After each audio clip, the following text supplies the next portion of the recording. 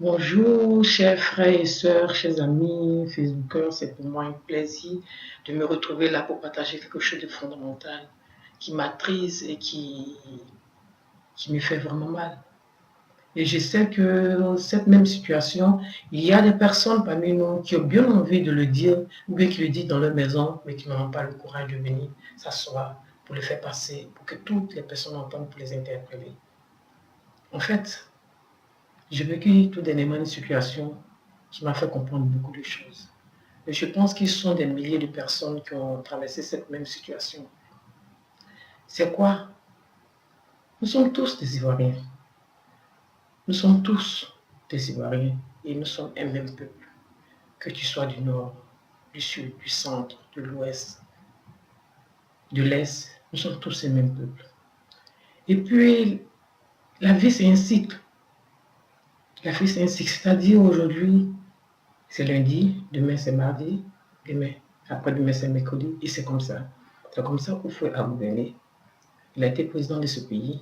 Après Oufoué, il y a eu Bédié. Après Bédié, il y a eu Guéhi. Après Guéhi, il y a eu Gbagbo. Aujourd'hui, c'est le président Adou. Donc tous ces présidents-là ont gouverné. Après Adou Laurent comme le président. Et c'est comme ça. Et c'est pas parce que les présidents se changent qu'il faut donc faire du mal à vos frères et à vos soeurs. Non. C'est pas parce qu'aujourd'hui je suis bêté qu'on doit me dire forcément j'appartiens à Babo, donc on doit me faire mal. C'est pas parce que je suis Djoula que je m'appelle Ouattara qu'on doit me faire mal parce que Ouattara, on n'aime pas Ouattara.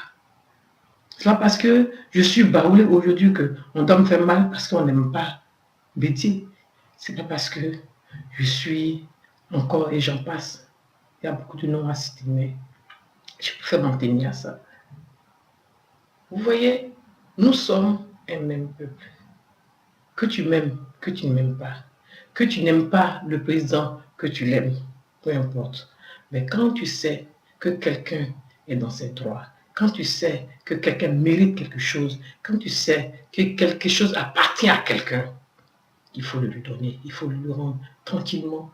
N'arrive pas à lui dire parce que tu es du là, donc je t'arrache parce que moi qui gouverne, je suis bêté, je t'arrache par les donner à bêter.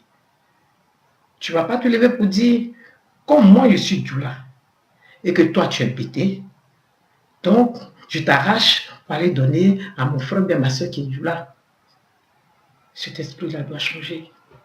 On doit changer nos mentalités. Parce que vous ne savez pas le mal et le préjudice que vous portez à ses frères et à ses sœurs. C'est difficile de supporter. Et ça crée en nous beaucoup de frustration, ça crée en nous beaucoup de mal, ça crée en nous des, je pourrais dire, des ressentiments qui pourront même jusqu'à nous amener même à nous immoler pour ceux qui ne croient pas en Dieu, qui n'ont pas assez de force pour supporter ces atrocités. On peut même nous amener à nous suicider, on peut même nous amener à nous faire mal, et même se lever, prendre une arme pour aller tuer quelqu'un. C'est quoi? C'est quelque chose qu'on t'arrache de la bouche. Une chose sur laquelle tu comptais, on te l'arrache. Et on dit, toi, comme tu es bêté, je t'arrache pour aller donner à Djoula. Toi, comme tu es Djoula, je t'arrache pour aller donner à Bété. Pourquoi? Parce que c'était Bété qui était là, ou bien c'était Djoula qui est là. Cet esprit-là, ça doit changer. Ça doit changer. Il faut que ça s'arrête. Il faut que nous arrivions à nous mettre au-dessus des politiques. Il faut que nous arrivions à nous mettre au-dessus de ces choses qui ne vont pas nous faire avancer. Aujourd'hui, on parle d'émergence. Aujourd'hui, on veut voir le pays grandir. Qui n'aimerait pas voir son pays évoluer? Moi, aujourd'hui, je suis en France et je vois, quand je regarde comment les Français ont bâti leur pays, j'ai bien envie que cela soit chez moi aussi. Quand je vois les rues qui sont propres, quand je vois l'administration, comment les choses se passent de tic au tac, quand je vois les lois qui sont respectées, mais chez nous, les gens sont au-dessus de là-bas, ils s'en foutent. Ils s'en foutent. Ils te font mal. Ils peuvent se dire, mais ça va aller où, ça va aller où, parce que c'est moi qui suis là. Parce que c'est moi qui mets la vie, c'est ainsi que ça change. Je vais vous demander, chers frères et sœurs, qui avez vécu ces injustices, qui avez vécu ces mots, de pardonner à tous ceux qui vous ont fait ça. Je voulais dire à toutes les familles qui ont subi ces injustices, que ce soit sur Boufoy, que ce soit sur Bédié, que ce soit sur Guéhi, que ce soit sur Babo, aujourd'hui sur Ado, laissez pour voir Dieu. Il y a une justice qui est réelle et vitale, c'est la justice de Dieu. Quand Dieu prend ta situation, quand tu es dans tes lois, quand tu es dans tes droits, quand Dieu prend ta situation en main et qu'il te venge, ma chère, oui mon frère, calme-toi. Calme-toi. Tu n'as pas haï ton frère parce qu'il t'a fait mal. Tu n'as pas haï ton pays parce qu'il t'a fait mal. Bien au contraire, prie pour ton pays. Prie pour la Côte d'Ivoire. Et prie pour ces personnes qui sont habitées par une méchanceté diabolique, qui sont prêtes aujourd'hui à détruire la vie des uns et des autres pour des intérêts mesquins.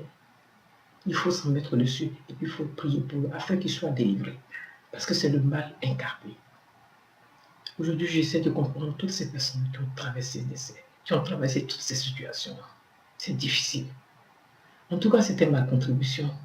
Et je voulais vous dire que je vous aime, j'aime mon pays, j'aime la Côte d'Ivoire.